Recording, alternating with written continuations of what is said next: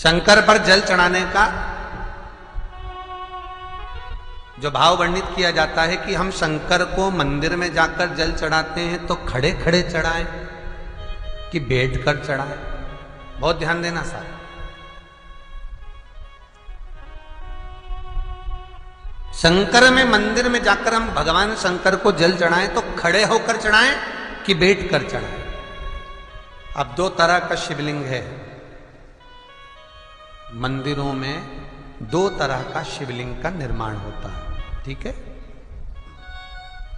एक विष्णु शिवलिंग, एक शक्ति पार्वती शिवलिंग।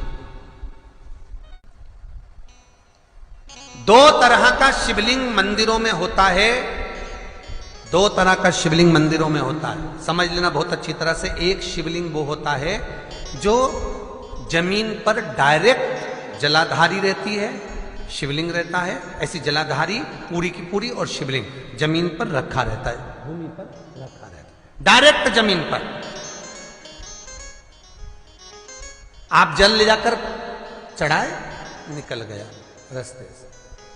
एक शिवलिंग जो जमीन पर डायरेक्ट शंकर भगवान की जलाधारी और शिवलिंग रखा रहता है, वो शक्ति शिवलिंग कहलाता है। पार्वती का हस्त कमल उस शिवलिंग के सम्मुख में, और दूसरा शिवलिंग एक डमरू जैसा होता है। अब वो हम उसको कैसे वर्णन, डमरू शिवलिंग होता है, ऐसा उसका स्टैंड होता है, ऐसा स्टैंड होता है, नीचे शिवलिंग रखने की जगह होती, फिर ऐसा होता है, फिर उसके ऊपर इस तरह शिवलिंग रखा होता है। देख, दर्शन करें आप लोगों ने।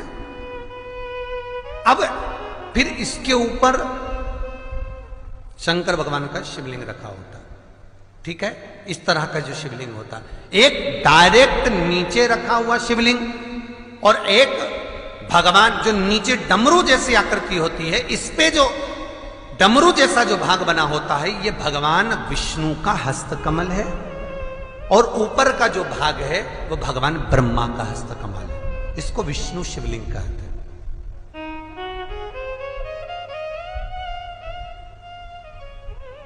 इसको हरीश्वर महादेव भी कहा जाता है। कौन सा महादेव कहते हैं? हरि सर्वेश्वर महादेव। हरीश्वर महादेव भी कहते हैं, हरि सर्वेश्वर भी कहते हैं। तो डमरू जैसा जो शिवलिंग का निर्माण हुआ है मंदिर में, अगर शिवलिंग ऊंचा है, शिवलिंग थोड़ी सी हाइट पर है, ऊंचाई पर है, और डमरू जैसा भाग फिर उसके ऊपर जलाधारी के बाद शिवलिंग निर्माण किया गया है, तो वो विष्णु शिवलिंग कहलाएगा, वो हरीश्वर शिवलिंग कहलाएगा, वो हरि वंश शिवलिंग कहलाएगा, हरीश्वर कहलाएगा। और जो डायरेक्ट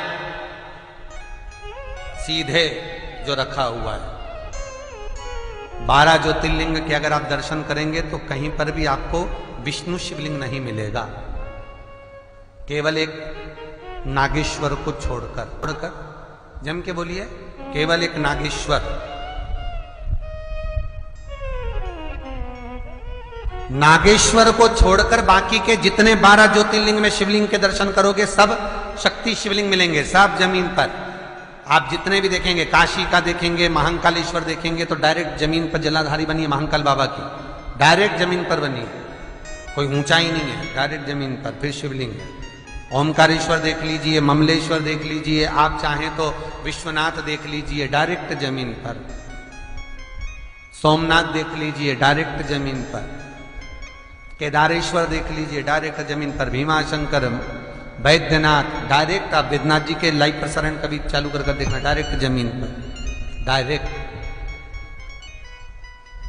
तो जितने भी शिवलिंग हैं सारे के सारे शक्ति शिवलिंग हैं। जो डमरू के भाग पर रखा हुआ है वो हरीश्वर शिवलिंग, विष्णु के हस्तकमल पर जो रखा है, तो शास्त्र कहता है आप शक्ति शिवलिंग का जब जब अभिषेक करें, बहुत ध्यान रखना अपनी जिंदगी में इस प्रसंग को श्रावण के महीने में बहुत ध्यान रखना। आपके आसपास में भी मंदिर हो तो उस पर ध्यान रखना। जो शक्ति शिवलिंग हो उस पर जब भी जल चढ़ाना तो बैठकर चढ़ाना, बैठकर चढ़ाना।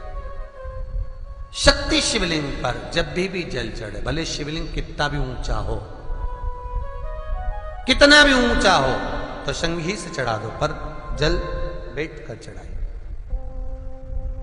भले शिवलिंग ऊपर है, पूरा तरह से हाथ नहीं पहुंचा, जैसे सोमनाथ जी में अब शिवलिंग कितना बड़ा है, महाकालेश्वर का शिवलिंग कितना बड़ा है, तो उसको तो बैठकर स्नान नहीं करा सकते। भले शिवलिंग कितना भी ऊंचा हो, पर अगर भूमि टच है, शिवलिंग अगर भूमि टच है, शक्ति शिवलिंग है, तो भले आधा शिवलिंग नहाए, आधे पर पानी जाए, पर बैठकर ही स्नान कराया जाता है।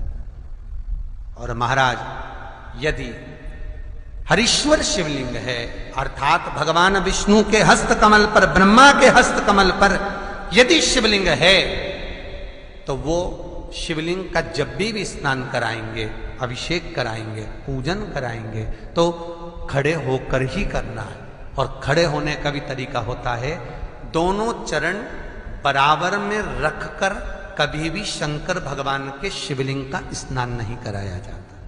दोनों चरण बराबर रखकर, अगर हरीश्वर शिवलिंग है, किसी मंदिर में शंकर को जल चढ़ाने के लिए आप गए हो और शंकर को जल चढ़ा रहे हो, तो हरीश्वर अगर शिवलिंग है तो दोनों पांव बराबर रखकर नहीं, एक सीधा चरण थोड़ा सा आगे रखिए और उल्टा चरण थोड़ा सा पीछे रखकर भगवान शंकर का जलाभिषेक करने पर लक्ष्मी जैसे अपने चरण रहते हैं, भगवान शंकर उसी तरह से लक्ष्मी को दौड़ाते हुए अपने घर में प्रवेश कराते हैं।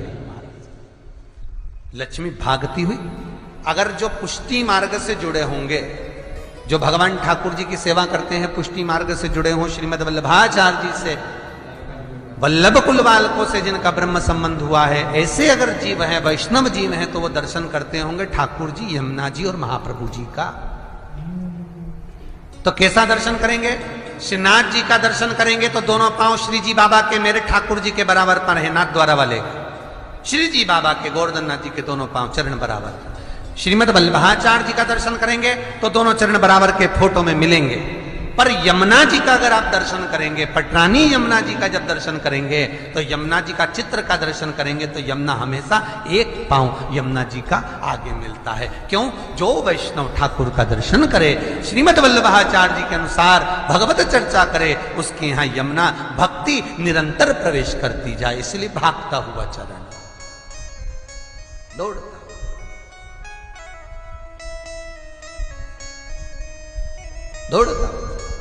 तो शंकर भगवान का अगर हरीश्वर शिवलिंग है, कहीं शिवलिंग डमरू आकृति पर, अगर ऊंचाई पर है, हरीश्वर है,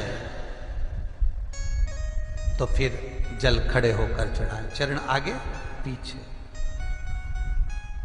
बहुत ध्यान देना महाराज। हरीश्वर शिवलिंग का वर्णन किया महाराज, बहुत सुंदर बात कही है, बहुत ध्यान से सुनिएगा।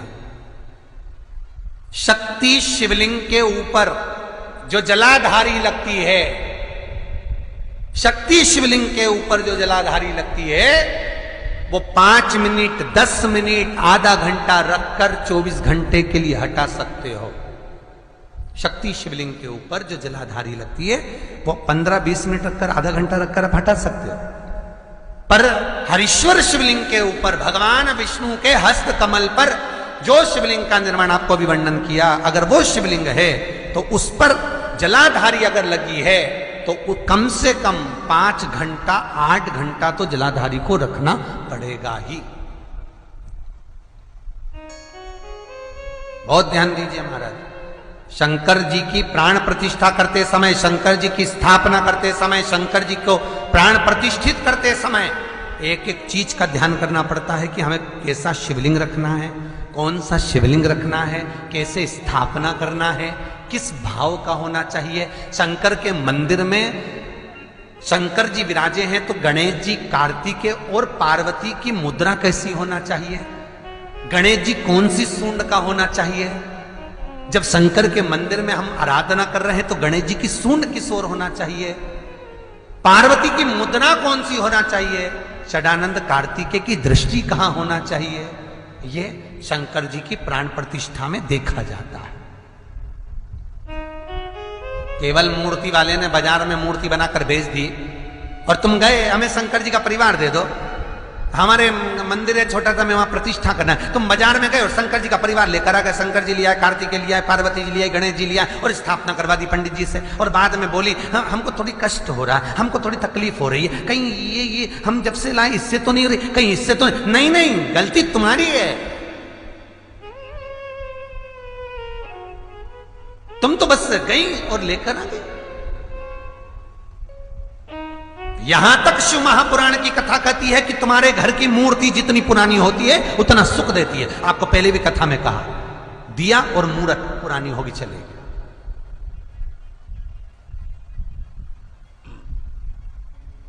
पुरानी